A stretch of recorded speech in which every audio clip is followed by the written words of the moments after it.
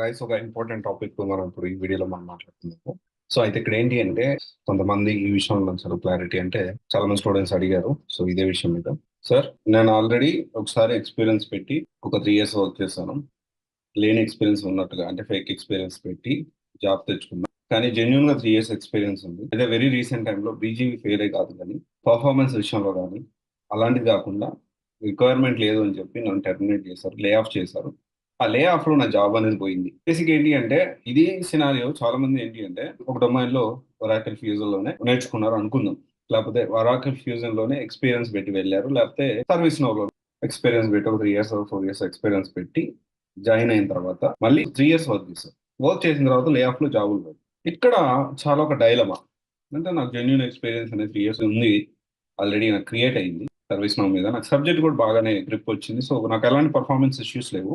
So నేను ఇప్పుడు ఇదే డొమైన్ కొనసాగించాలా, వేరే డొమైన్ మారాలా, ఈ ఒక కన్ఫ్యూజన్ లో people are just wasting the time.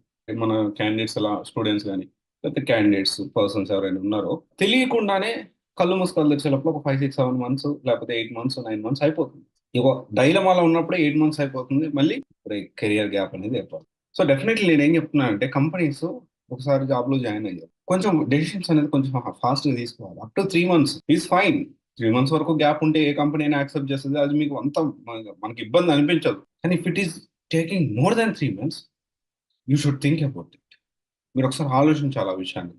ఎందుకంటే చాలా సింపుల్ గా ట్రై చేస్తున్నాను, వస్తలేవు కాల్స్, నా చేతిలో ఏముంది, నేనేం చేయగలుగుతాను, డే ఆఫ్ అయిపోయింది. సో ఇలా చాలా మంది ఏంటి అంటే ఇలా ఎప్పుడు మీరు వెయిట్ చేయడం కరెక్ట్ కాదు.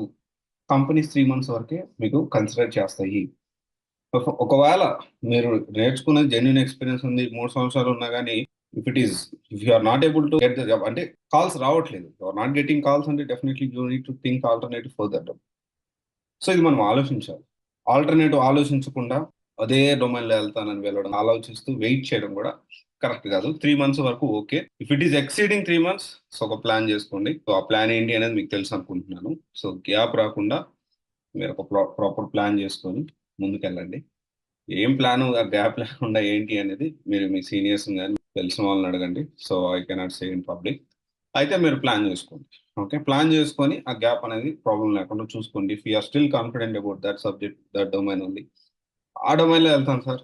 ఒక 6 నెలలు వేస్ట్ అయినా పర్లేదు, ఒక 8 నెలలు వేస్ట్ అయినా పర్లేదు, ఎందుకంటే నాకు జెన్యున్ చాలా హ్యాండ్స్ ఆన్ ఎక్స్పీరియన్స్ ఉంది, మంచి కాన్ఫిడెంట్ ఉంది, ఎలాంటి పర్ఫార్మెన్స్ ఇష్యూస్ లేవు విత్ దట్ డొమైన్ నాకు. అలాంటి సినారియోలో if you want continue proper planning చేసుకుని వెళ్ళండి. అంతేకాని డైలమాలో ఉండి నెలలు నెలలు వెయిట్ చేయొద్దు, వేస్ట్ చేసుకోండి. Okay, thank you.